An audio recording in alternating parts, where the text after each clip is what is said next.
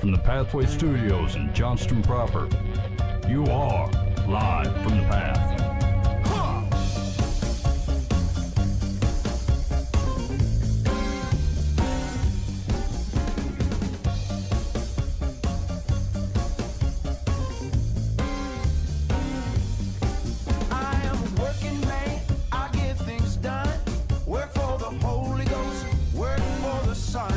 Listening to Live from the Path. We're coming from the Pathway Studios here in Johnston proper. Where?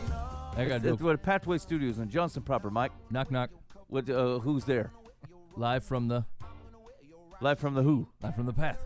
I thought of that all by myself. Got him. Save that one for Halloween. Yeah. Who said got him? Well. You knew I was going to get zinged? You knew it. You saw it was a setup. It was a good zing. Dang. That was a perfect zing. Dang it. I got rousted. Where's the Yeah, we need to add that in later. Okay. Do we need it live or can we do it pre-recorded? Is that fine? No, pre-recorded is lame. Hey, so here's what we heard. Now this person, let me say this. This person did not have the fortitude to use the complaint line. Oh man. They didn't have. It's a free complaint line. Yeah. I called it the complaint line because I know who you are and I know what you want to say. Okay, and I expected a call or a text on the complaint line, but I didn't get one. But here's the thing: I've heard tell that we too often speak of the show as being terrible. Yes, I've heard that as well. And we got to give it up. Yeah. Okay, so here's what I'm going to say to that. Here's my reaction. I'm going to do my very best to not spend any time saying how bad the show is. If you promise, whoever you are, and plus everyone else, to be discerning. I shouldn't have to tell you that the show is bad. The truth will set you free. That's right. You should know this already. I fear for your ability to take the world incorrectly that I have to repeat myself about it a lot. That's right. The podcast numbers are increasing. That's right. They should be going down. It doesn't make any sense how many people listen to the podcast. This is why it comes up, because I see the numbers and I say, good night. We've deceived people. Obviously, no one's reading Hebrews. Yeah, and they're just plugging right ahead. That's right, right. If anyone spent any time in James, they would hear the first 30 minutes of the show and go, you know what, this isn't good. Yeah, this is like time to move on. A tongue moving a ship the wrong direction. Right. Yeah. Right. So here's the deal. I'm gonna turn it back over to you, brethren. I'm going to say, if you can handle and be discerning on your own and get some accountability to make sure you're acting discerningly, okay, then I will stop spending time reminding you that the show is bad and you should do something else with your time. Hey, if people wanted to call that complaint line, Ben, what's the digits? That's 515. If you're bold. If you're a bold man. Or lady. Yeah. If you're not just a couch harasser. Okay? You don't listen in your kitchen and drink your coffee and get irritated with me. You would call the complaint line or text 515-517-0085. That's 515-517-0085. That's the unbeknownst to him Bob Eisenhower complaint line. Yeah. Okay. I swear, I really should call him and let him know that complaint line is still named after him. Yeah, I think it's an honor. I think he should. I think he would take it that way. He would probably call and complain. Yeah. Hey, listen, fellas, I did not let you use my name for the complaint line. Yeah. Okay. Here's what we got going on the show tonight. Here's we're gonna do a secular Solomon. Yeah, good. It's been a long time. Have you been preparing? I have not been in the Solomon area of the Bible in probably a year. Okay. So, but you're freewheeling it. Yeah.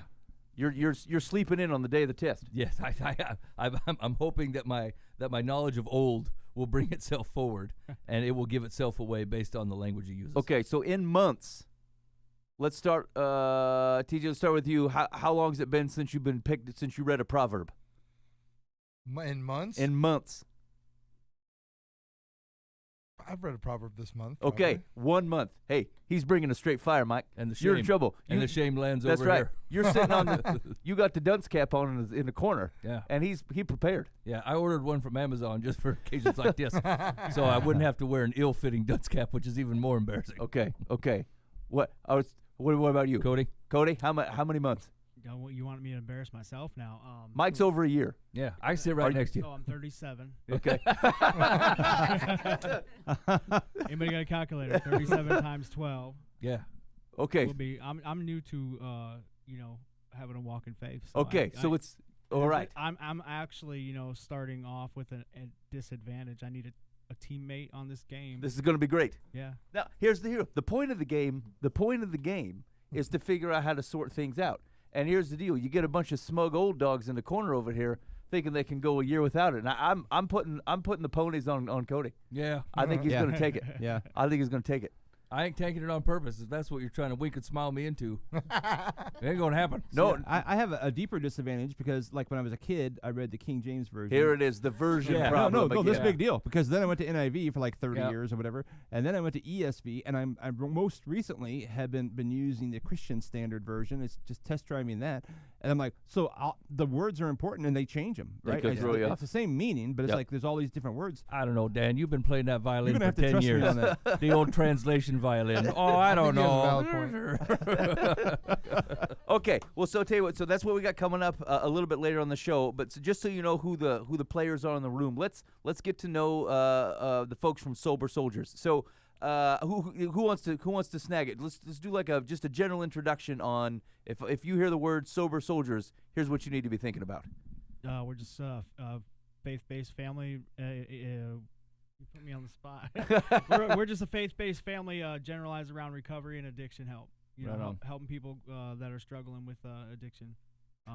Awesome. Does it focus on any particular type of addiction or basically anything? Anything. And our family also includes the people that we've affected in our addiction. So, you know, not people that, you know, normal people, I guess you would say. Yep. That have family members that are in addiction. You know, they come to our meetings and stuff, and they find out, oh, well, this is why this is like that. You know, that they get a better understanding of addiction to learn how to help that family member that's in active recovery. Gotcha. I really just want to jump in here and say I love this because usually I go first. So Yeah. he sits back and prepares the whole time. So sitting back and watching him stutter through this has really been inspiring to me. feels So good. I appreciate that. TJ, if you wanted to leave a comment about Cody, you can call the Live from the Path complaint line. So what started the ministry? What kind of triggered Sober Soldiers coming into existence? The pandemic. Okay. So we went to we met in Prelude, which is a treatment facility on the east side of Des Moines, and there was unfortunately there was seven of us total, and 5 of those people have, you know, they kind of went different ways. So we took this idea and turned it into what it is today. While we're in this treatment facility in along with their structured program, they kind of tell you, you know, after this 28 days, you need to either be in program A or program B. Yeah. I'm not going to, you know, name names and cause chaos with that Yep. way, but you could probably guess what they are. And so in 28 days, you can't decide what program is going That's to work quick. for you. You're still trying to get that cloud out of your mind. I mean, Yeah. I'm not sure how much I am allowed to say on this, or you guys edit No, it out fire later. at it. Whatever, Yeah. But I'm a recovering meth addict. Yeah. When I went to treatment, I was homeless, and I really didn't have an understanding of who I was or where the heck I was even at Right. at the time of meeting. So 28, from there to 28 days to choose a recovery program for the rest of my life that I'm Yep. going to follow, you know, whatever steps or guides or, you know, sponsorship or whatever I'm doing. For doing that to do that in 28 days seems almost unheard of. Right, how would you even know the difference, right? You're like, Exactly, I live this exactly. way, and you're telling me there's options to live another way. I don't understand any of those. You Right. haven't even read the Proverbs. Right, yeah. I mean, give me a break. No, give me a damn break. So basically, what we offer, you know, and you know, this is my take on what Sober Soldiers is, and everybody has their own opinion, you know, as far as what value it brings to their life. My opinion is when we're in active addiction, we hurt a lot of people, but the ones that are closest to us, our close blood family, is the ones we hurt the most. Mm-hmm. And so Sober Soldiers is, for me, it's a recovery family of people that love me for the you know, for the ex-meth addict I am. Yep. And you know, the guy that stutters and doesn't know how to read Proverbs and get all these words out right, you know, and so basically it's just a giant recovery family of people that love me until I learned how to love myself. That is right on, right? That's Yeah. how God does it. Yeah. Yeah, that's very cool. I was told to move this microphone like this, but how do I drop it? Yeah. How do No, I- we had to tie it up from the last guy that was in here. He Yeah, kept yeah. dropping it and broke it. Drop Yeah. the mic moments really just have to be voiced over. So you go and dropped, and Oh, then okay. then we All right. know. Then we know what happened. All right. Well, that was just one. Of the, And dropped. yeah, but yeah, to me that's what happened. I mean, and as far as I'm new to this. I was just baptized last summer, Yeah. and I was growing up, I went to several different denominations of church, so my understanding of it was like, why? Yeah. Right. I went from Lutheran to Christian to Seventh-day Adventist, and then like there was this time period where my mom's picking weeds, and she's like, and I'm young and being a smart ass, and she's like, well, I'm like, where do you go when you die, Mom? She's like, you just rot in hell, and she's over there picking, she's, Thanks, Mom. and so my understanding of a God or a higher power or whatever you choose to call it has come to me on my terms. It took 30 some years Yep. for me to truly believe something that's greater than myself, and that's what Sober Soldiers has also done for me. It's allowed me the opportunity to see multiple ways of living, Yep. with a healthy standards and morals, and that's how I got to this chair tonight. Well, that's awesome. Yeah, it is. That's a great story. And so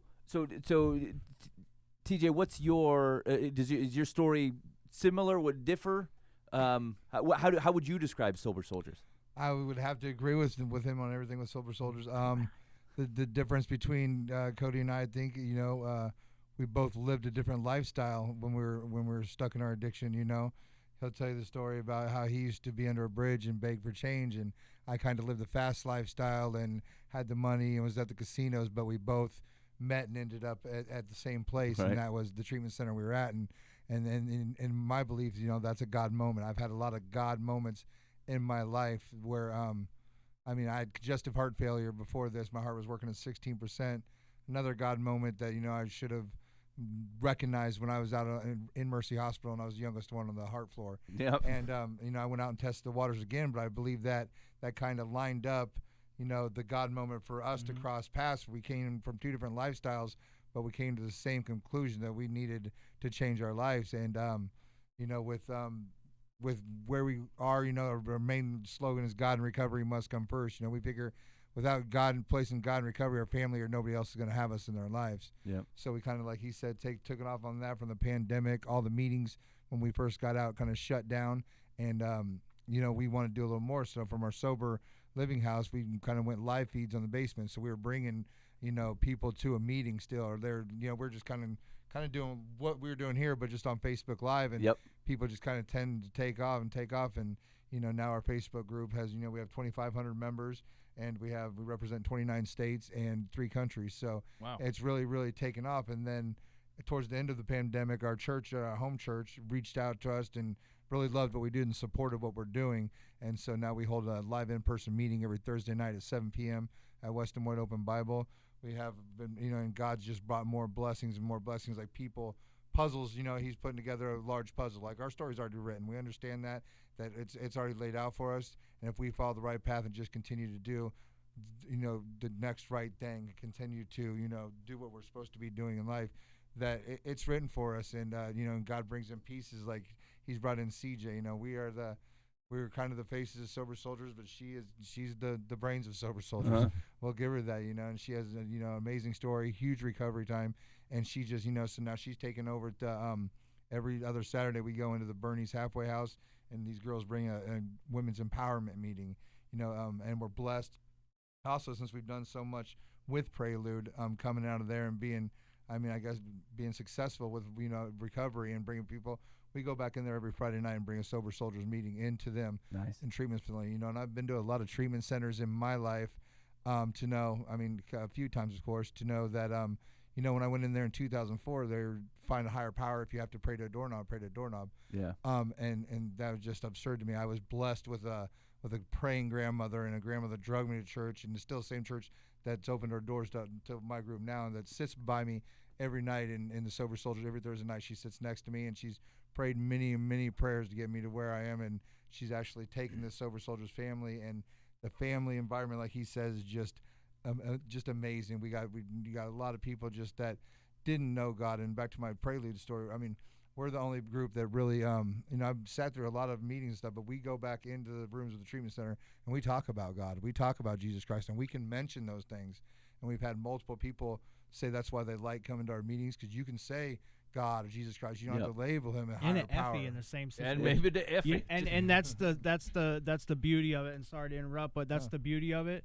You can take someone that's in a mindset in that 28-day mind frame, coming off of a 10, 20, 12, whatever year, addiction, with that cloud in their head, and they can understand God and still be themselves and still be accepted with the family we have to offer. Right on. Sorry to interrupt. No, but just, I mean, throw that like in you there. said, and just the blessings we get from going back in there Friday, and then, they get out, they come to our meetings, and some of them never, heard about Jesus Christ. Some have never been to inside of a church, think that, they got the mindset that they're going to catch on fire when they walk in, and they realize when they walk in under our doors with us, the way the church treats us is just full of love and acceptance, and that's what we do to them, and we had a close family member of our Sober Soldierz family, Tracy Dawson. Her cousin was lost in a motorcycle accident on East 14th, and we were able to take the Sober Soldierz family over there for the balloon release, and that just, it means a lot to people that, that we're that family. We're going to show up to the funerals, or we're going to show up to the hospital if you need us, and we have that kind of, the biggest thing that's really taken off on our page lately is the Facebook Live button. So we have people just going live all the time. We have a guy by the name of Toby Johns. He thinks he's Toby worldwide. He gets up every morning at 5:15, and he does live feed. He reads scripture to the group, to people. He gives daily motivation for about 30 minutes each and every morning. So just the interaction, and the people hit live button all weekend long. We were babysitting what she took another girl, Stephanie, to the women empowerment at Bernie's, and we babysat the daughter, and then we took her to Sam's Club. We went live around Sam's Club the whole morning, and just sharing what we do in recovery now, what we're entrusted with. Even Sunday morning, we took over the daycare at church so all the moms could go up. Nice. We're entrusted with 15 kids now, and these are benefits of following God and being in recovery. Things that we enjoy to do, and enjoy doing right now in our life. Yeah. So yeah, that's basically what Sober Soldierz is about. Boy, that's a lot going on. I love seeing the church be the church. Let me put it that way. Yep. I love seeing the church be the church.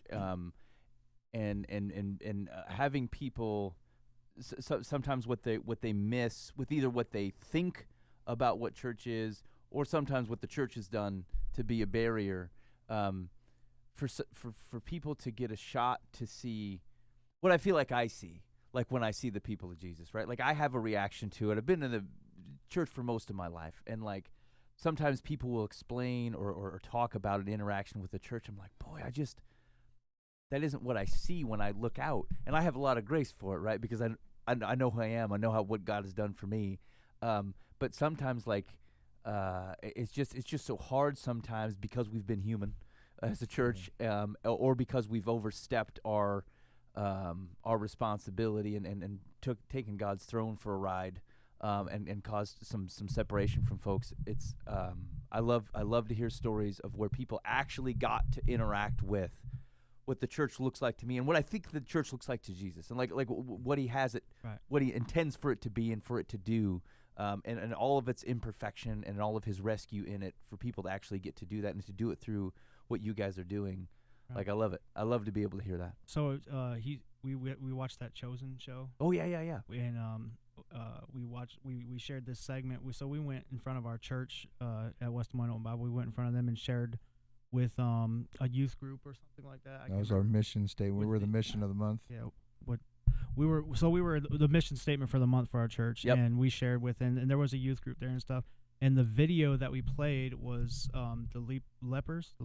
Yeah. So how everybody was like, get away, but he walked right up to that dude and he's like, what's up? Yeah, right. You know Yeah. what I'm saying? So that's kind of how we.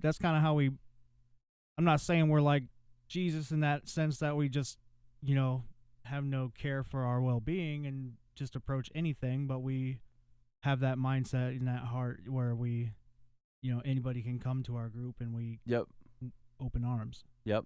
The type of things where people feel like there could be a separation. It's the type of thing that the people of Jesus are about. It's always it's always I probably shared this on the show before, but there's a really cool book by a guy named Rodney Stark called The Rise of Christianity, and like he talks about how do you go from 12 disciples, well 11 disciples, right, and to like the largest kind of belief system in over 3 centuries, and like he ties it back to all these examples of the church being the church, and like a really good one is at the time where the Black Plague is going around. Like people are fleeing, where the people are getting sick and they're dying. The families are leaving. They're like, we don't want to expose ourselves to this. We got to get out of here. And when everyone else was leaving, it was the people of Jesus that were going in. And they go in and they're providing care and they're sitting with people. And some of the Christians are dying too. But I tell you what, the guys who survived the Black Plague, you know who's telling that story? And you know how many people they're telling it to? Who was there for me? Yahweh was there for me. God was there for me. And then now the families that left, now they're hearing how someone came in and risked themselves, just like Jesus himself did, to save another human. And they're like, okay, I see that. I don't just hear it. I see it. I see God using people in these lives to otherwise do these things. And like similarly, the practice of exposure, like if someone had a kid that they didn't want and just setting the kid kind of out on the outside to die overnight, for either the animals to get or just the overnight they just wouldn't survive. And it was the Christians who put the parties together at 10, 11 o'clock at night, and they just go looking around, and they'd see the kids who were abandoned, they'd pick them up, and they'd adopt them. And like every major adoption agency, every major hospital, every major college in the United States, Western Europe, even in the East, were started by Christians. Like these Christians walking around doing the stuff that we're supposed to do.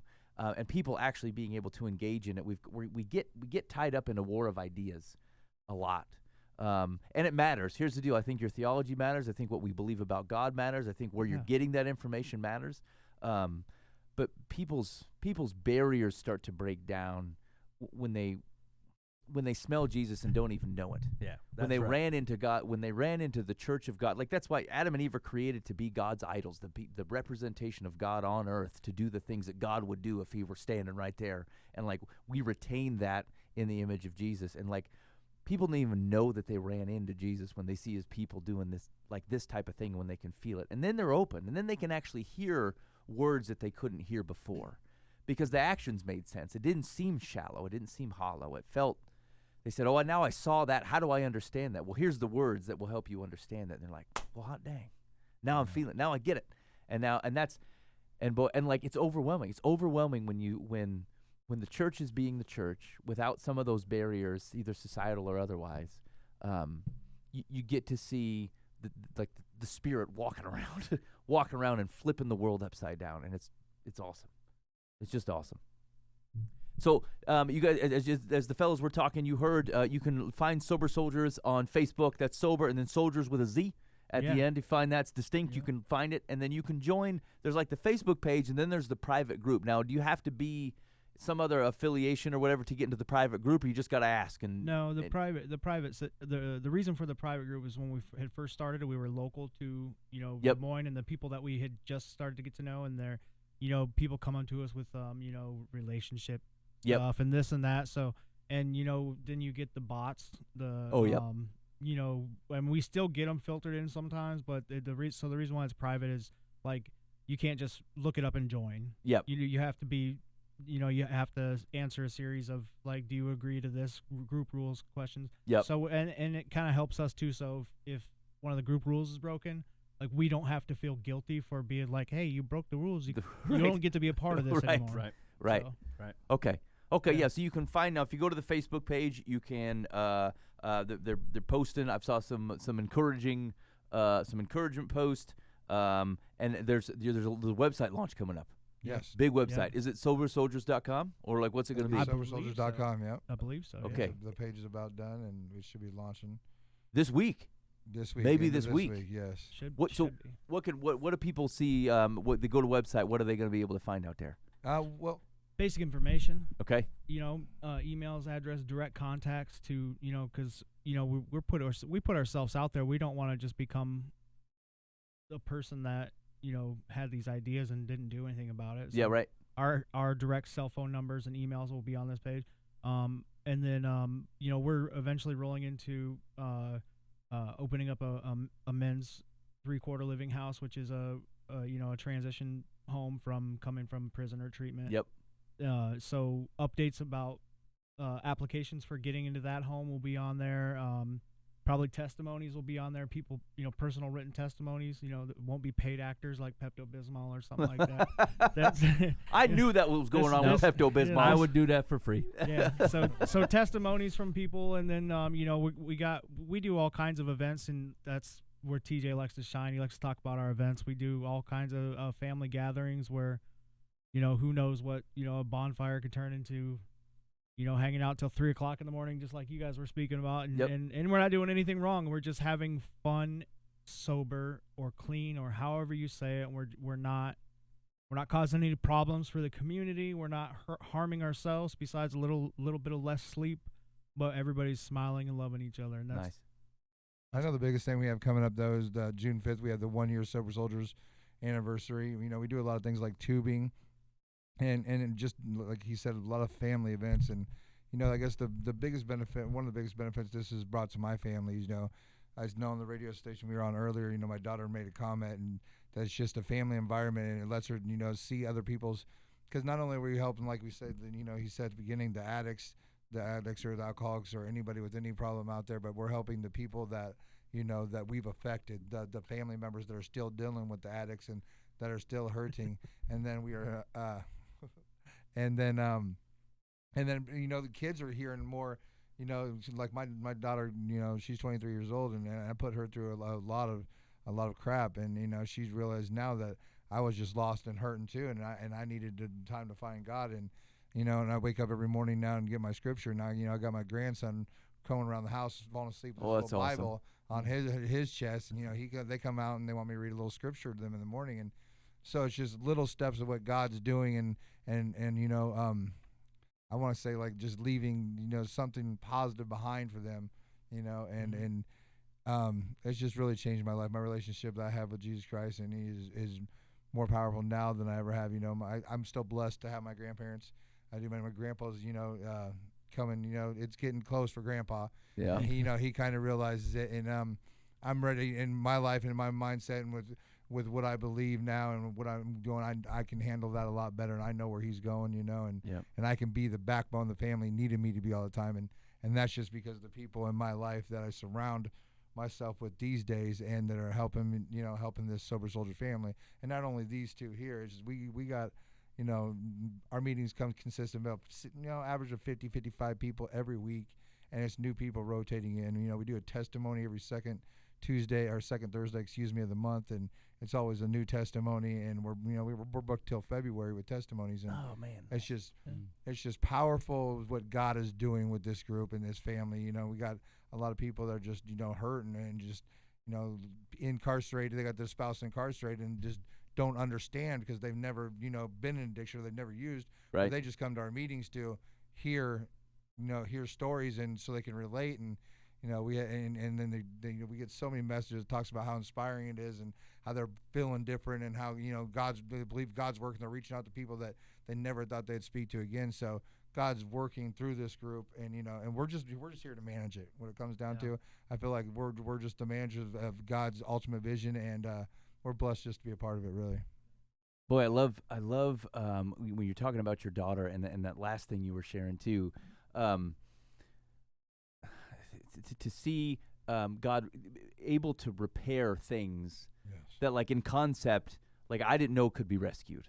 You felt, because like even like at the time you figure out, like, if you've ever been in situations, for you guys that are listening, like I'm sure that you guys can relate in some way or another where you've caused harm in someone's life, and you're like, even at the time where you see it rightly, boy, I know that I'm responsible for that and I caused it. It didn't mean that there was a clear path for redemption in that relationship. Like, you just didn't know if it could be put back together, even if you owned it in the way that you probably should. And I just to see God say, "You're welcome." Like, just to see yourself rightly and say, "Look, I don't know much. I know that I need you. Let's start there." And then God goes, "All right, now those things that you tore down, that you didn't even realize you were tearing down, watch me help you rebuild." Like, what a cool thing to be a part of. And that was the thing I've been most thankful just over the last few months. I've been praying differently. a lot of times I think I orient my prayer on God. Will you, hey, thanks, and then can you do blah blah blah, Yeah. And I think like one of the things that I've been trying to just in my mind think about differently is that like, boy, I'd really like to see this.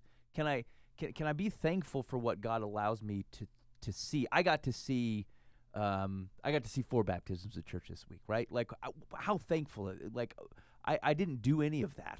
But I got to see God work in it, and like that's a real blessing. And then like just some relationships, things where I thought it was our Mike and I have both had this, where this is our burden to go in there and like they're going to meet Jesus and we're got to do it. We're going to be in there helping. And then people are to meet Jesus and because God sent someone else completely different. And you know what? I don't care at all. What an awesome thing to be able to see. God, thanks for putting the thing that I'm praying on my mind so that I know when you answered it, so that I could actually see it. Because, I mean, obviously God's working in all this stuff with things I don't even get to see. But, like, how thankful to be able to watch that happen and go, through no other means was that going to occur. And thank you for letting me see it and know that, like, you reached in and you touched a situation that I couldn't have repaired on my own. Like, I love that. And that's happened to me, too. Like, I've broken relationships, or I've broken situations. And I'm like, I don't see a clear path to put that together. And then, like, God finds a path that I didn't conceive, as He would, And so, boy, I love hearing those stories. It's the thing that puts you back down to prayer, right? Like it's an amazing spot that God allows you to be in. That goes almost everything you look to go out and do, and you're like, I can't. Just so we're clear, I can't do this without you, right? I literally can't go. It doesn't matter whether I show up with like the sweet words or the sweet whatevers, and like I know enough people in recovery and have been around personally. I mean, a ton of folks where addiction's an issue, and like they end up in a program where like it's you focused, right? Like it's all about you, and like boy, it tends to start breaking them down, right? Because you keep failing, right? Like that's what addiction is. Like you're like you do so well, and then all of a sudden you fail, and you're like, oh, I'm the worst, and the only person you have to look at is you. And like you implode, right? You implode on yourself, and you're like, why am I so bad at this? Why I want to do better, and I can't do it on my own steam.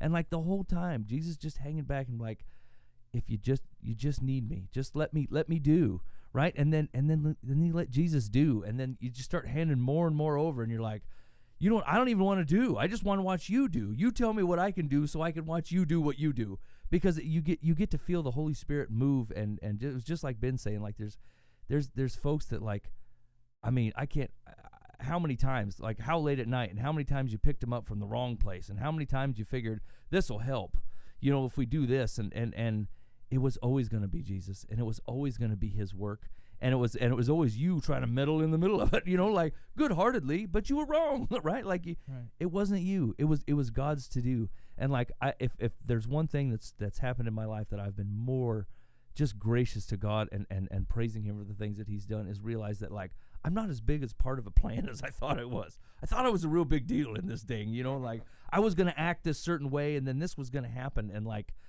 but just to be thankful to be on my knees every morning and go, I literally can't go to work and do what you're asking me to do without you.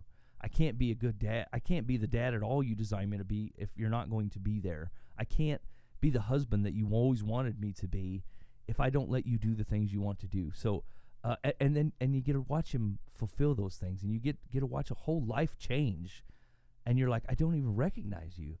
There's a friend of mine that like, he struggled with addiction. I mean, he still does. Oh, everybody, right? Like you got it. And he struggles with it. And then he met Jesus, and like I was gonna go out and pray with him, and it always been me praying, and he was gonna pray this time, and like I couldn't stop crying. Like the guy, I mean, it was one of those prayers that it was the Holy Spirit talking. And I'm like, I could not have been more trying to listen to what he was saying, but trying to thank God at the same time, And I'm like, I don't know how you did. I mean, I knew you could do this. You've always said you could do that. You say you do these things, and I feel ashamed that I didn't believe you. But listen to this guy just pour his heart out to God, asking for help, acknowledging who he was and what Jesus did in his life. And I'm like, what an amazing thing to be a part of. And you guys are like right in the smack middle of it. And what just an awesome way to spend your time. You know what I'm saying? What an awesome way to spend your days. Yeah, so that makes me think, is there any particular and you can be cautious with names or situations if you feel like you need to, but like anytime in the last year where like it just caused you to stop and go, I had no idea this was gonna be able to be part of something like this type of change. You see Every this type- day. every day. Every single day I wake up, man. And it's so crazy that you just spoke about what you were just talking about, how just God was looking over your shoulder the whole entire time, like we're fighting through this addiction. I was just talking about this on the radio show today, how the whole time I was homeless, why am I by myself? I'm by myself, I'm doing this on my own. If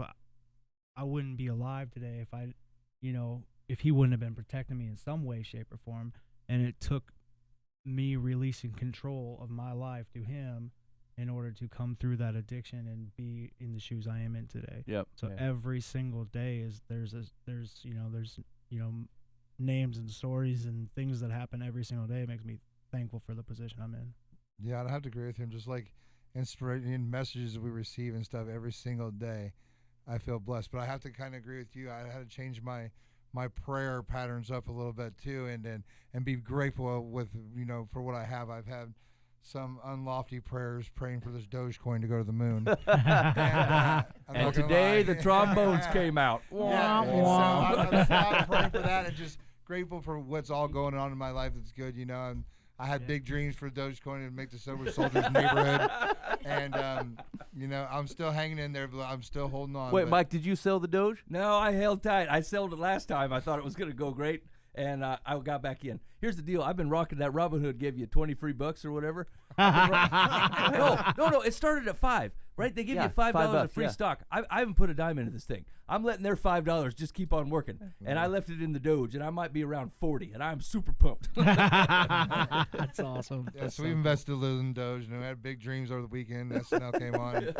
I went to sleep that night, and I'm just, that's probably not, if it's God's will, it'll work out. But everything that's blessed is that blessed we have in this recovery family, and what we're able to do right now, because in reality of it is, we've been to a lot of funerals this last month, and a close person to me told me, that would be get a suit. We were going to a lot of funerals, a lot of weddings if you're going to be in recovery, and we've been to 3 funerals over the past month, and it's been, I'm very grateful to still be alive, and and really to not be in federal prison or prison Right. away from my children. I have a lot of friends that are sentenced to a lot of federal prison time, and in reality, that lifestyle, they could take your life, or you could be locked away, and not that you couldn't find God there, because you can, and I truly believe that. But I'm just very grateful. I feel like God has a purpose for me out here, and it's just another one of those God moments that this is what I need to be doing now, and I feel blessed to have these two on my side. Blessed that we met the pastor today to invite us here. And now I'm blessed to meet you guys. I mean, it's just like everything that's going on is it's just getting better and better in our lives. And even if it's not financial, it's just the connections and, just getting people, know about sober soldiers and giving them the opportunity. There's a lot of people out there struggling. I mean, from the pandemic and being locked up. And that's, like I said, one of the biggest benefits is if you don't feel comfortable coming out to our meeting, just click and go to the page on Thursday night, 7 p.m. and watch it live. And we interact. His phone's usually recording, so we interact with the people that cannot make it, or the people that don't feel comfortable coming out yet, and just try to involve them as well. So that's really it's truly a God thing. It's truly a blessing to be a part of what we're doing. Yeah, that word purpose hits home. Yeah. Like I lived the majority of my life. If I don't have complete time to go into my whole childhood and trauma and all that, but to come out on this end of it with a purpose, you know what I mean? To not, I've had family members that shot themselves and hung themselves. Suicide runs deep in my family, and addiction runs deep in my family. And so to come out of the other end of all